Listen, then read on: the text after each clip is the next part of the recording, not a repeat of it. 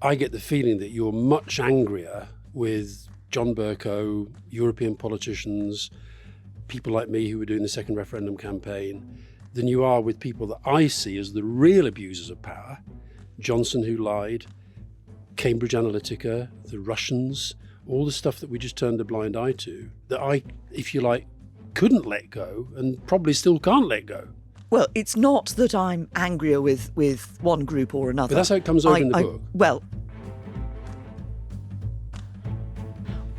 welcome to The Rest is Politics Leading with me, Rory Stewart. And me, Alastair Campbell. And we're very, very lucky, very generously, Prime Minister Theresa May has given us a second go where we're going to be getting more into talking about her time in government. And those of you who are lucky enough to listen to the first episode will have seen a lot of our conversations around actually the business of politics, her values, something about her childhood, a lot about public service. But now we're getting into the nub of the matter. And on this, I'm going to hand over to Alastair. So tell us the circumstances of becoming Prime Minister. How do you describe them? Well, it was a different experience from some, although not all. Of course, what had happened was we'd had the referendum on Brexit, and David Cameron came virtually straight out and said that he was going to resign. Do you think he should have stayed? I mean, at the time, I thought he should have stayed. I think looking back, probably he's right. I think he said that it would have been difficult for him to stay. Well, it was, but at least it was somebody coming in rather than the person who'd called for the referendum. Just to interrupt on that, just again to explain to international listeners. So what had happened is David Cameron had called the Brexit referendum. Brexit obviously won 52-48. He'd campaigned on the Remain side, as did you and me, and obviously Alastair. So there was a possibility for him to stay on as Prime Minister and try to implement a Brexit deal. His sense was that probably he wouldn't be trusted by the people who'd voted Brexit to negotiate the Remain deal. I mean, are we what we're hearing in a sense that he'd anticipated to some extent some of the problems that you were going to face, that there was a fundamental structural challenge about somebody who voted Remain negotiating a Brexit deal? Or?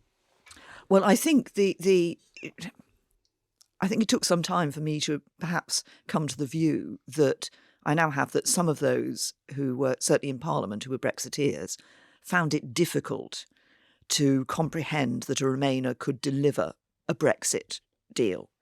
I won't go into the details of deals and so forth, but I think there was that sort of, for some, there was just that fundamental feeling that it ought to be a Brexiteer.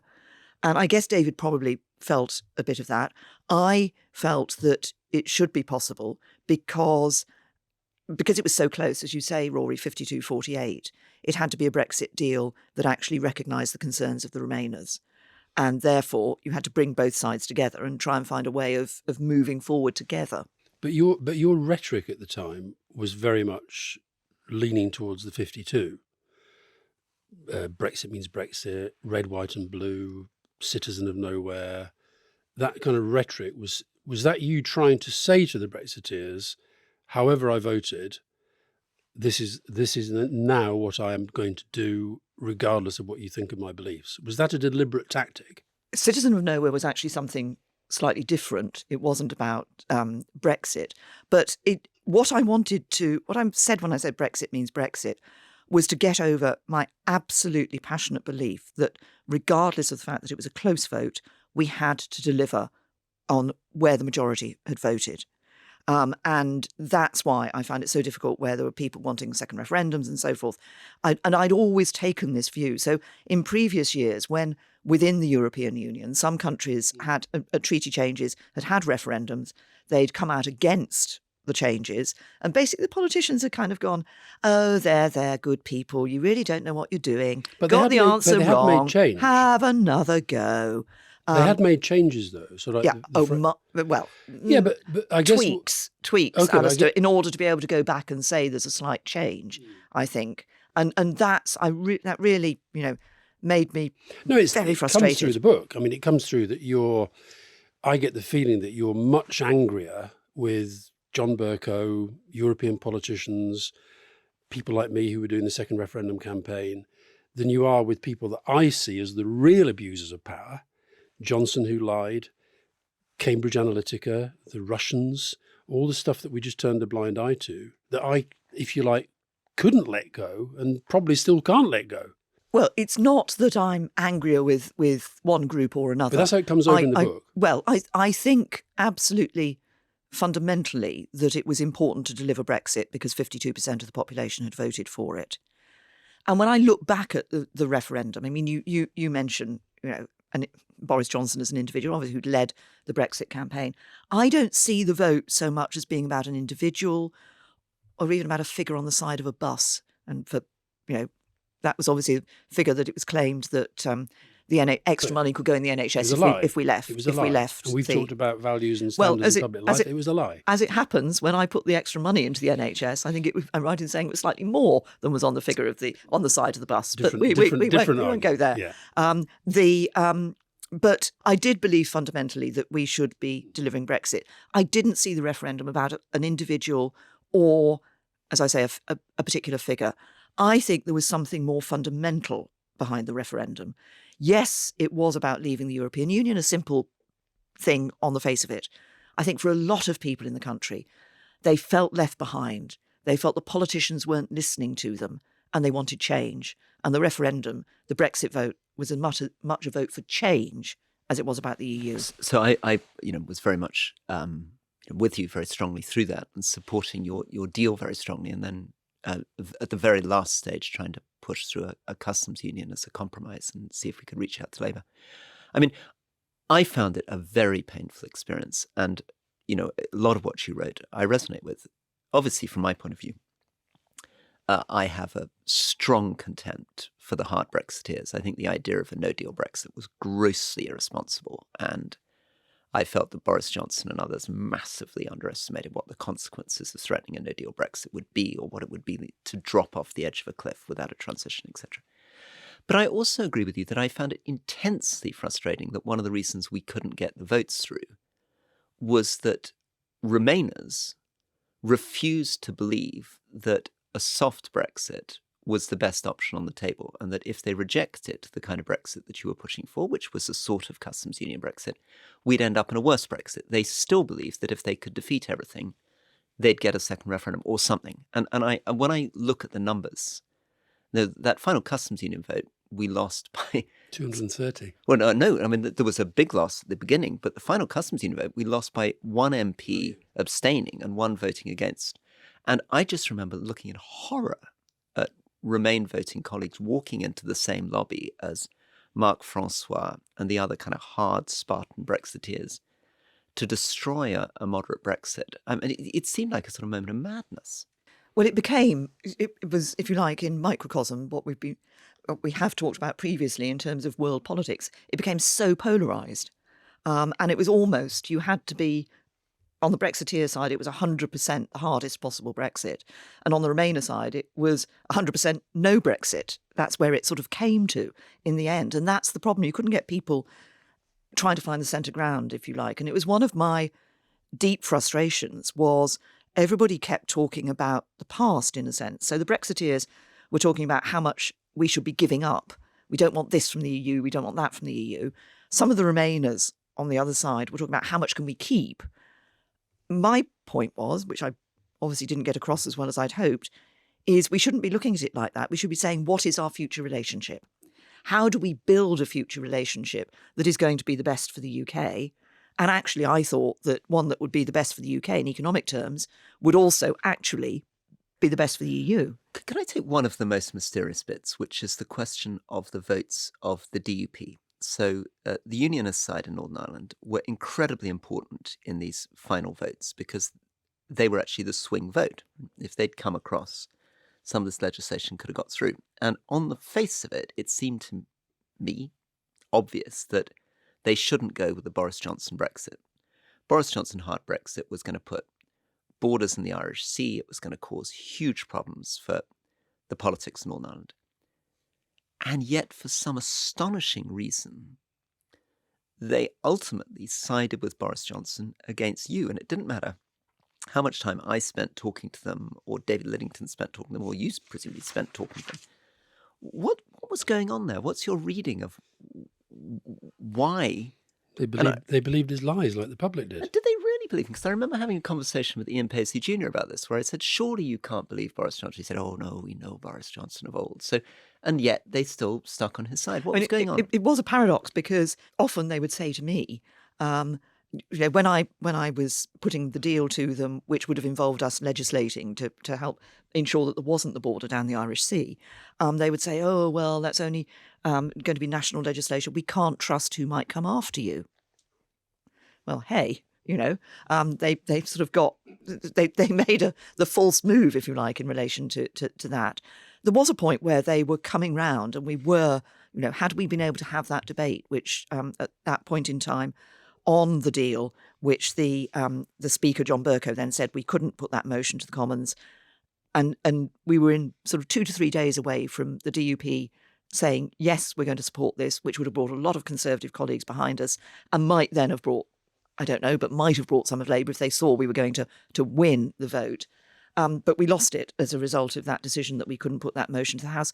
I think that one of the things that drove the DUP is I think they like, if possible, to work as a collective, to work together, never to have anybody voting a different way, and therefore were driven by whoever was the most extreme, if you like, in their number.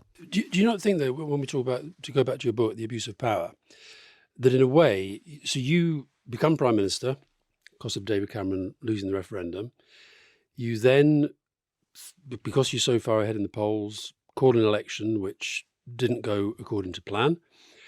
And then as a result of that, you have to do a deal with the DUP to stay afloat in Parliament. Is it not fair to think that's a bit of an abuse of power, particularly when the DUP, who I've had many, many dealings with over the years, are playing very hardball and fighting very, very hard for their interests as a minority in Parliament, as opposed to the broader national interest? Well, the question was, did we want to aim to have a degree of stability in Parliament in terms of getting government votes through?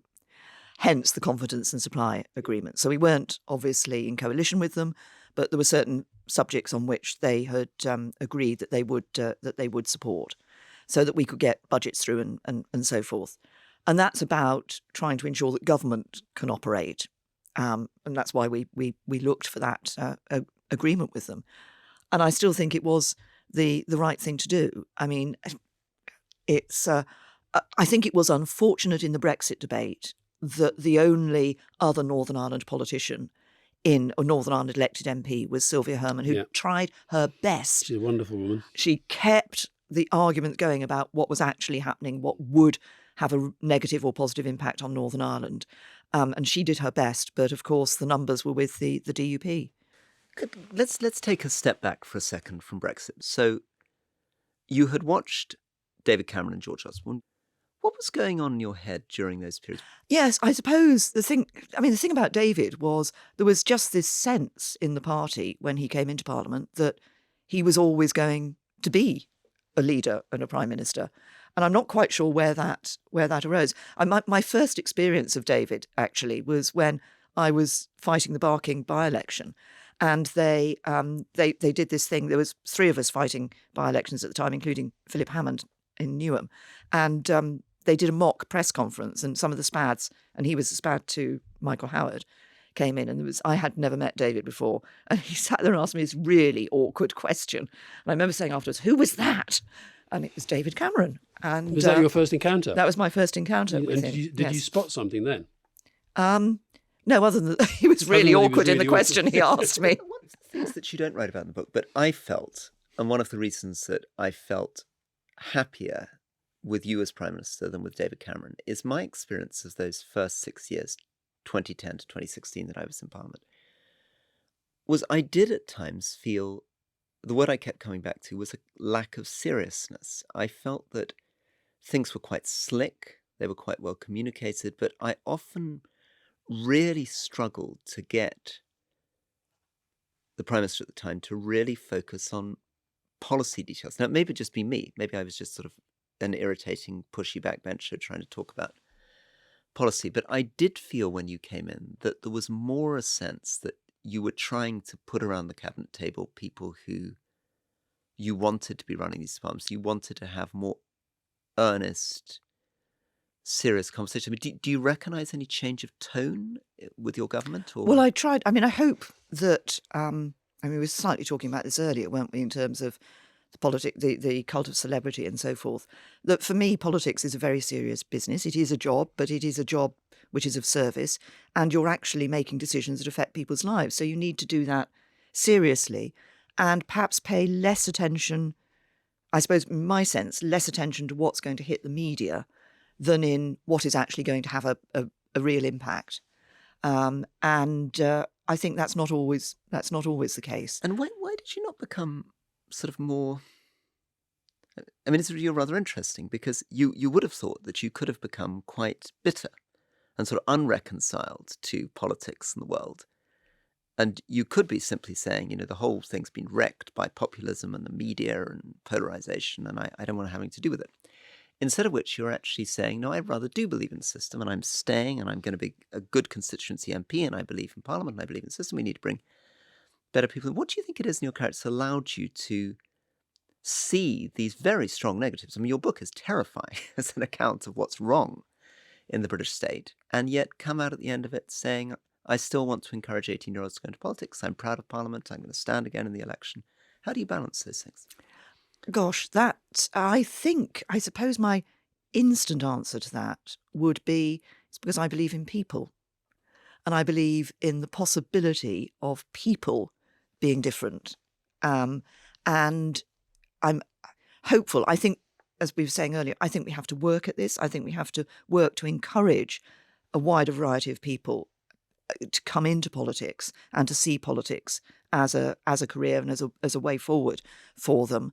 But and I look around, and there are some really good people in politics who are really genuinely trying to make the country a better place, and ultimately, in some senses, the world a better place. So I suppose it's a belief in people ultimately that means that I think that all is not lost. And look, as Rory said, you're standing again. Can you honestly, hand on heart, say that after all we've seen in recent years, that the Conservative Party deserves to be re-elected into government? Can you honestly say that? Because of my fundamental beliefs in what conservatism is about, yes, I can say that, and I will be working hard to make sure that we are re-elected. Right, okay. So you see, I think we're getting on so well. Oh, come on, Alastair. You didn't expect me to come on this and suddenly say, I think it should be Labour. Of course not. Well, the fundamental differences between us are such that I still believe. You see, I think conservatism is about giving people a sense of security, but also freedom and opportunity. Yeah, but I believe in that as well. Then why are you in the Labour Party? Because I believe in the Labour Party as well. And I look, if I go, you said you didn't want to list the prime ministers, but David Cameron, I could look at him and think, yeah, well, he looks the part, sounds the part, doesn't look like a terrible human being. I can say exactly the same about you, but I can't say that about what's followed. And I think that a combination, if you put together austerity, Brexit, Johnson, who I think has been and I think you're very soft on Johnson in the book, I have to say. And then Liz Truss and what she's done, and now Sunak inventing policies about taxes on meat and 7 bins and all this populist nonsense he's doing, and the state of the economy. I think you're going to have a fight on your hands. I'm pretty sure you're going to win your seat. Look, the next election is not going to be easy on either side. But you think the Tories deserve to win? I do think we deserve to win.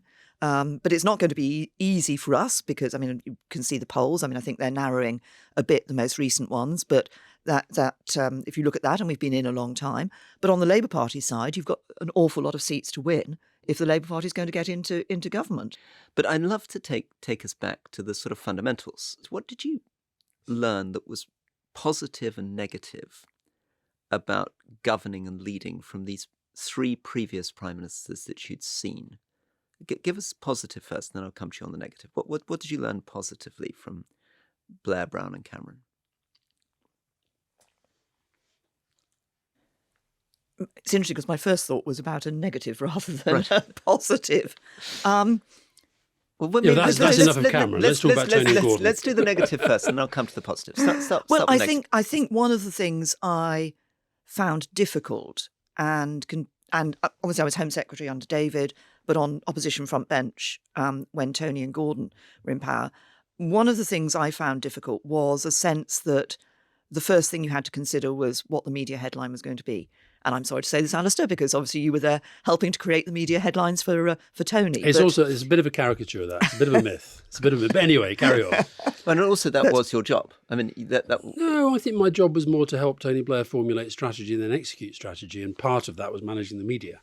I honestly don't think it was I think there are a number of journalists who might argue with you. Yeah, but they're not as important as they think. The public are important. Anyway, so to come back to, so your sense was that their first question was about the headline. Politics was going in that direction, that it was as much about communication and whether or not you got the headline rather than the substance of the issue. Now, I would argue, obviously I served in David Cameron's government. We dealt with an awful lot of really substantive issues, and I like to think I tried to address some of, obviously within the Home Office. But it was, politics was going in that direction. Yeah, and it was a culture that I recognised. I mean, I remember with Liz Truss coming in as my first baby job as a minister. I was the Environment Minister and she was the Secretary of State in DEFRA. And she said to me as soon as I arrived, Rory, I want you to produce a 10-point plan on the national parks. So I said, oh, terrific. I'll get this Chief Executive of National Parks. A few weeks' time, we'll have a lovely plan for you. And she said, no, I want it in 3 days' time. Wanted on Friday for the Daily Telegraph. And I never did that. And I said, Secretary of State, just writing the job, I don't want a chance to talk to the Chief Executive before we produce a 10-point plan. She said, come on, Rory, I can write it for you already. Get more young people into nature, connect the cities with nature, etc. 7 points, I'll write it for you. Sure enough, on Friday, bang, there it was. Secretary of State's 7-point plan for the National Park. My conclusion from that is that it wasn't really policy. It was a press release masquerading as policy. But Roy, can I just jump into both of you? I honestly think that Cameron and Osborne learnt the wrong lessons about Tony Blair. I think they saw that. That's what they saw. And what they kept underestimating was actually his seriousness about long-term strategy. I really do think they've got that wrong. And I think it's one of the reasons why they couldn't adapt to him at all. You like Gordon more than Tony, don't you? Well, I think in a sense, look, Gordon and I are both the son children. and daughter of the Manse. Exactly. There you are. There's that. And I think probably... Which for international listeners mean both their fathers were priests. Yeah, sorry. But I think also in terms of, seriousness, it was perhaps more a sense of us both of people who get really frustrated about some of the sort of responses to politicians about how do you feel about something? How do you, there's an issue there that needs to be addressed. I think there's a similarity of us, for us in that sense. Tell us a little bit more about this question of headlines. So just sort of develop this idea of just press to releases. Just slag me off even more. No, it's not. So, no, forget about you and Tony. This general theme of press release masquerading as policy. Tell us a little bit about it and how it works in practice and why it's dangerous. Well, I think it's. I think it can be dangerous because it, in a sense, helps to fuel the populism and polarisation of politics that we see today. And it tends to encourage the thinking that there are easy answers to what are often very complex problems. And so that's why I think, there's a problem there where what you're looking for is the headline. You may have an issue that you're dealing with and want to comment on that and get a headline out of that. But the issue comes first. And it must be awfully difficult to strike the balance. I mean, my great hero in government was my boss, David Gauke. And David was wonderful at sitting down with civil servants and genuinely seeming to listen to the problems and come up with a sort of reasonable solution. And it's a masterwork. But I guess in some ways he was less successful politically than my other three bosses, who were Liz Truss, Priti Patel and Boris Johnson, in getting the media headlines. I wonder, is there a sort of binary choice? I mean, are you sort of condemned to either be kind of serious but not hugely popular, or get the media headlines and not be serious? Or are the politicians you've come across who are able to navigate Tony Blair. this? I knew he was going to say that. I knew it. It was going to my head. I was just going to say Tony Blair. It's so obvious. I have to confess, I'm going to have to do this, Alastair, because you say that Tony Blair was a long-term strategist. I didn't see much long-term strategy in Tony Blair. Just take Northern Ireland. Take that alone. That was a long-term strategy. Well, take Northern Ireland was a reform. success, Take- which I might take say education reform. the work on Northern Ireland was You're being started very by John tribal. Major. I agree, and I acknowledge that. And you're being tribal too. I'm not. I'm just saying I think your party has paid a large price. I'm not moving on because I've got one. Can I just get an example Wait of a a minute, politician, maybe outside the UK? Well, I think no, but I think I don't think it's an either or, Rory. I think you can be a serious politician and still, make sure that you're getting the media headlines. Partly that's if you're the serious politician, it's about who you have around you, who can help you to generate that sort of sense of the media headline. And who did you see either in British or international politics who you thought almost got that balance right? Oh, goodness me. Angela Merkel, for example? Angela Merkel didn't really care about the media. Or Macron? Do you think they were? Macron, They skillful Yes, at that? Macron, who was serious but had a good Jacinda Ardern. Right, okay. I wasn't going to raise this, Theresa. I wasn't going to raise it until you two launched this full frontal assault on the most successful government in modern times. When you stood There is up, no money left. Remember that. The most successful government you say, but there is no money left. That's twice you've mentioned it. It was a terrible mistake that when a guy's trying to be friendly to an incoming chief secretary, and he's paid a very heavy price. When you said that, when you were talking about the Human Rights Act, and you said that somebody had been given leave to stay because they had a cat, that was not true. No, initially it was true in the first case. It was true. It was there was a court case written no, for a it was headline. not. It was not. The court, a case went to court, and somebody was allowed to stay because of the cat. No, it somebody then was allowed appealed, to stay who had a cat. Okay, Different. I'm going to intervene here. Intervene, Rory. Intervene, yeah. So let's take us back to you're sitting there as a senior shadow minister, you're a cabinet minister, and we're looking at what you're learning about politics during that very, very long period. And I guess, 20-year period where you're watching senior politicians. We've talked a little bit about the negatives, and the big negative you brought up was this sense of press release masquerading as policy. What are the sort of positive skills that you began to learn about politics? If you were teaching politics to a young person, what would you say that period taught you about what made a good or a bad politician before you became Prime Minister? Well, I think what makes a good politician, first of all, is you've got to have a set of values that you yourself are operating to. I think you mustn't allow yourself just to be blown by the wind according to what appears to be the issue that people are most concerned about. Sometimes it's right. Sometimes something comes up that you do have to address, but you've got to be able to know what your aims are. And did it take you some time to get there? I mean, was there a sense that you got more confident with that as time went on? I think more confident, probably, yes, as time went on. And more confident at saying, no, I won't stand for this. This is what I want to do. I think so, yes. And I think the other thing I would say to somebody who wants to be in politics is, if you're going to become a member of parliament, the importance of being that member of parliament. When you become a minister, you're a team with your civil servants. You are all working to deliver government policy. And what you must do is make sure that you pay the attention to the detail, because you need, you're going to be responsible for this. You need to make sure that you can really put hand on heart and say, I think this is going to work. Now, sometimes you do something that you think is going to work, and then unintended consequences, you find it doesn't. But you've got to be able to feel that you've interrogated an issue and a policy until you are satisfied that it's the right thing to do. Can we turn a little bit to some of the international element of the job of Prime Minister, which is a massive part of it? And I mentioned misogyny earlier. Do you think Trump's view of you and Angela Merkel was driven in part by a belief that women shouldn't really be in these very, very top jobs? I honestly don't know.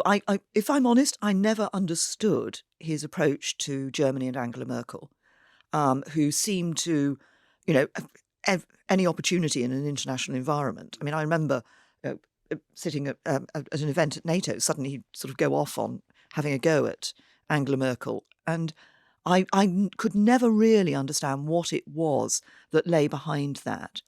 Was it more personal than it was with you, do you think? Because it's with you as well. He didn't show much. I remember watching a press conference you did. I think it was at Chequers, and there was a sort of total lack of respect there.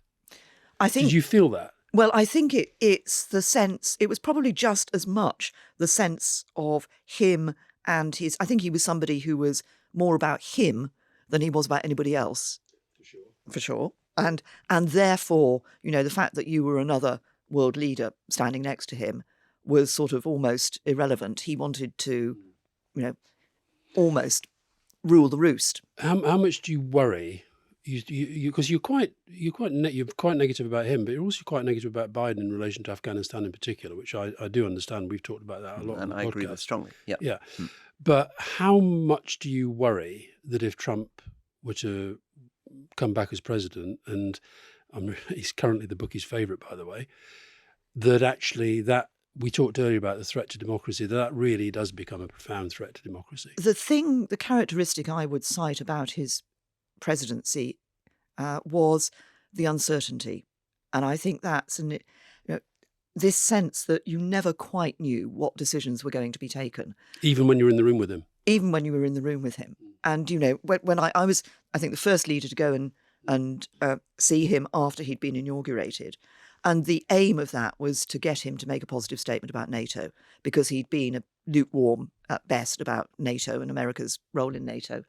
And we had the meeting, and, normally what happens is, obviously, there's been some pre-work among your officials, you have the meeting, you agree, you go into the press conference, you know what's going to be said. When I walked into that press conference, I didn't know whether or not he was going to say what I thought he was going to say, i.e. that he supported NATO. In fact, he did.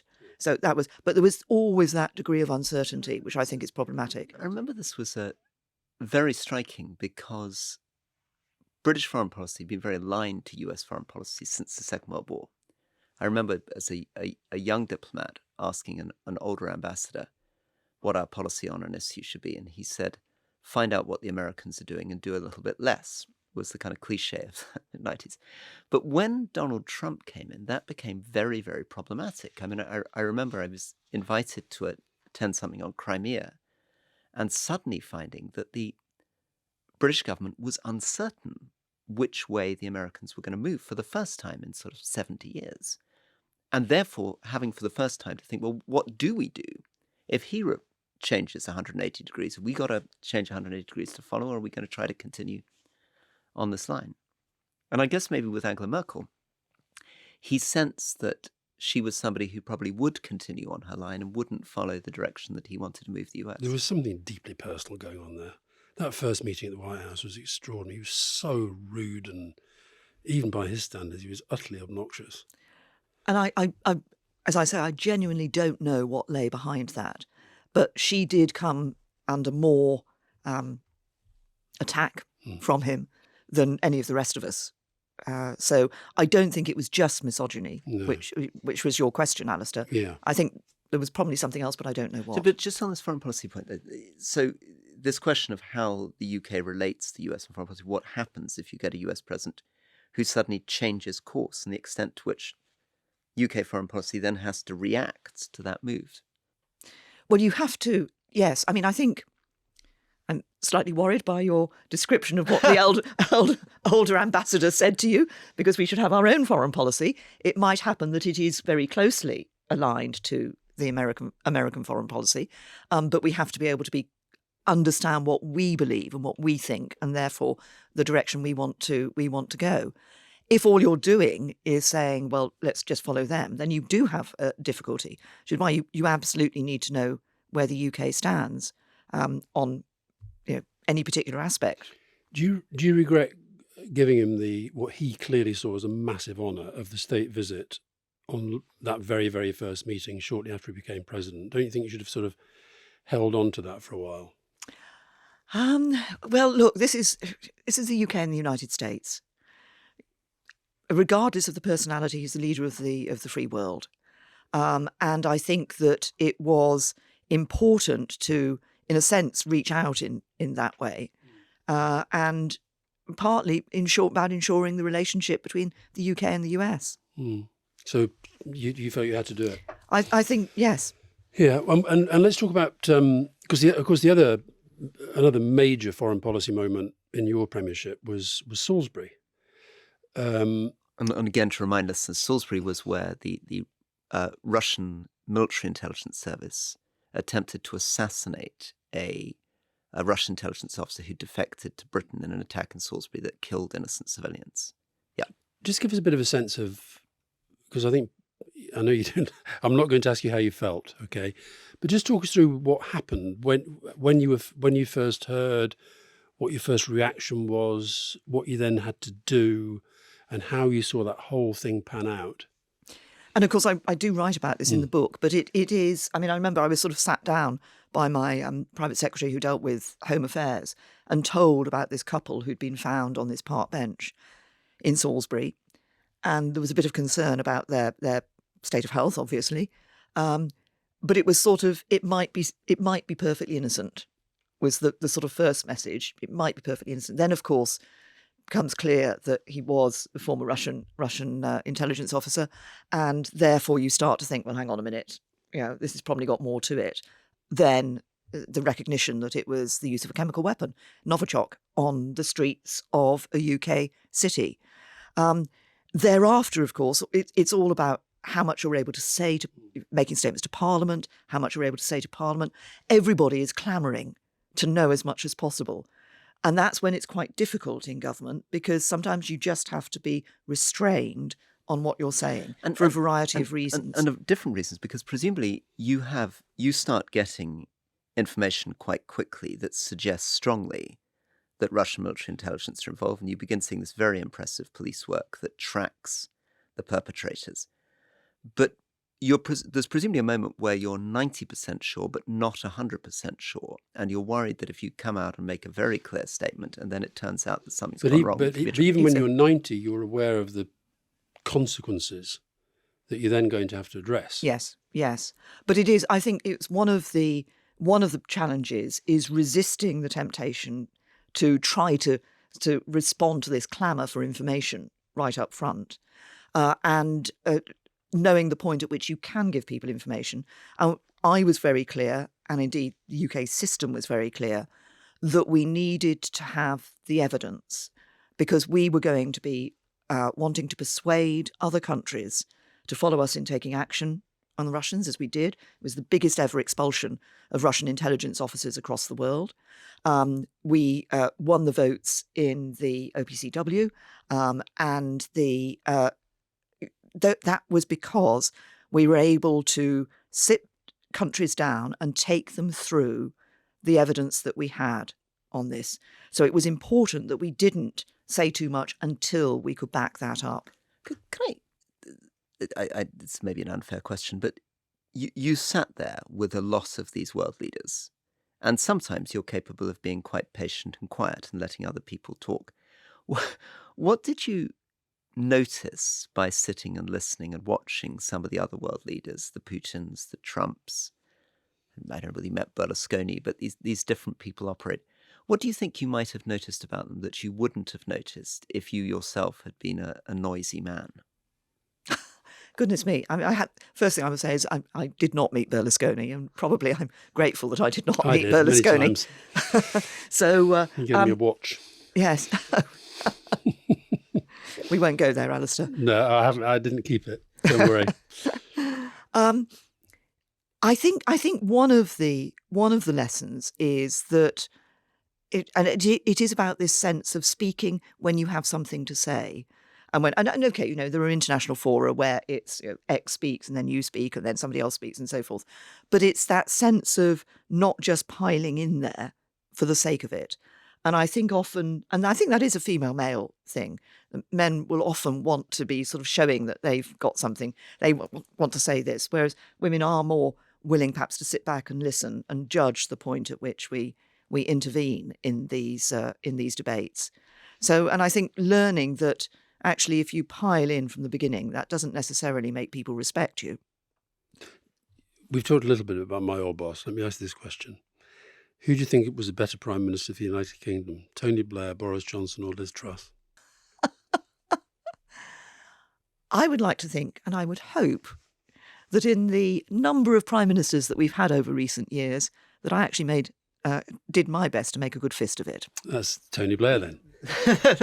You think I'm like Tony Blair? No, I'm saying that you're not defending. Come on, either Alastair. You're not defending Boris Johnson or Liz Truss. Say. Okay, Boris Johnson, force for good or not? Boris had significant qualities. Has significant qualities. He's charismatic. He's able to communicate well with people. But I try not to look at individuals. No, but he's had a massive impact on this country. Well, you cannot argue it's been for good. I look at the issues, and there are a number of issues on which I disagreed with Boris, and I've made that clear in the House of Commons from time to time. I'm going to come in my final question. One of the things that strikes me is you are surprisingly lacking in bitterness. I mean, your experience was absolutely brutal. You tried to get a moderate compromise Brexit deal through, and I think you've been vindicated because we ended up with a harder, nasty Brexit. But you were unable to persuade members of your own party, members of the Labour Party, so you would have been deeply disappointed in that. You were betrayed by intimate colleagues. I found it difficult enough trying to adjust to people who were deserting you and going over to Boris Johnson. And I wasn't Prime Minister. I still traumatized by some of these people that were some of your great champions and going over and giving hostage videos, endorsing the other side. You then found yourself having to watch other Prime Ministers take over who you were opposed to in policy terms and in values terms. And yet somehow you've emerged from it all, not in the state in which I emerged, thinking, this is absolutely appalling. These Why didn't they like me? Terrible people in the House of Commons. They're treacherous, they're betrayal. What on earth's happened to my party? You've actually come out saying, I really believe in this. I want to encourage young people to go into this. I'm going to stay as a member of Parliament. I'm going to keep going. And you're resisting the temptation to be drawn by Alastair into saying what I imagine you may sometimes feel about Boris Johnson, but you're not saying on the podcast. What is it that allows you to avoid feeling that sense of rage and bitterness and keep going? Because that isn't true with many politicians we interview. It's interesting. I think maybe you're contrasting my approach to how you're feeling about some things, Rory. I suspect part of that is because of the length of time I've been in politics. And so I've seen through, I've been involved in the Conservative Party for, I won't say how many years now, but many, many years. As a local councillor, is involved in local associations, helping others to get elected, and then standing myself. So I've seen politics for a long time, and therefore perhaps coming into Parliament and then into government had not a better experience, but more experience of how politics can be and how politicians can be. And then, well, I just think I'm hopefully I'm just quite a calm sort of person, and it doesn't mean I don't sort of think, oh, why did they say that, or why have they done that? But actually, at the end of the day, I always really want to focus more on what we're doing next, and getting to the end goal. Right. And just to respond to Alastair, of course, in his previous question, Conservative government is always better than a Labour government. That's my view. I fundamentally disagree with that, as you well know, and I think recent history has proved me right. My final question: you say in the book that you know this isn't going to happen because Brexit, as Rory said, is so fundamental to your premiership. But you said you'd like your legacy to be viewed through the prism of modern slavery and net zero. And of course, on the main podcast this week, Rory and I talked about Rishi Sunak's recent speech, where he does seem to me to be going down a very populist, polarising route on the issue of the climate. And I just wonder whether you shared our concerns that is a worrying move. Yes, if I may just say a word on modern slavery, because obviously I write about that in the book as well. And I'm setting up a global commission on modern slavery and human trafficking, because I think it really is an issue that we've got to give more political momentum to across the world, because the number of people in slavery has increased in the last few years. On the net zero issue, look, I think the key thing for me is that Rishi has kept. Rory, you were nearly Prime Minister. You were nearly Prime Minister. Your dream was almost made. I'm flattered, yeah. that Rishi has kept the net zero in 2050, which is what I put into legislation. I think that's important. he and I also agree that you've got to take people with you. I mean, the way I put it is you can't wag your finger at people and say, you can never fly again, you can never drive a car again, you can never eat meat again. You've got to do all of these things. We won't get to net zero if people feel their lives have got to be completely upended. So you have to take people with you. And he's absolutely right about the national grid. I mean, we wait to see the detail that Jeremy Hunt... I'm waiting for a but. Sorry, well, no, just... You asked me what I thought about it. I'm telling you what I think. I'm telling you what I think about it. You can't have watched that speech and not had a little bit of a worry. I happen to believe that as Chris Skidmore's review earlier this year, which was came excellent, out, net zero review, that actually moving to net zero, developing the green economy, is the biggest economic opportunity of the 21st century. I would like to see the government embracing that rather more wholeheartedly than I think they have done at the moment. Rory, maybe the very, very final question for you. Where do you stand on Edrich against boycott? Yeah, the Edrich against boycott question, one that keeps me up at night. That you have some things you don't have in common. One thing you do have in common is you have a much more profound knowledge and interest in cricket than I've ever achieved.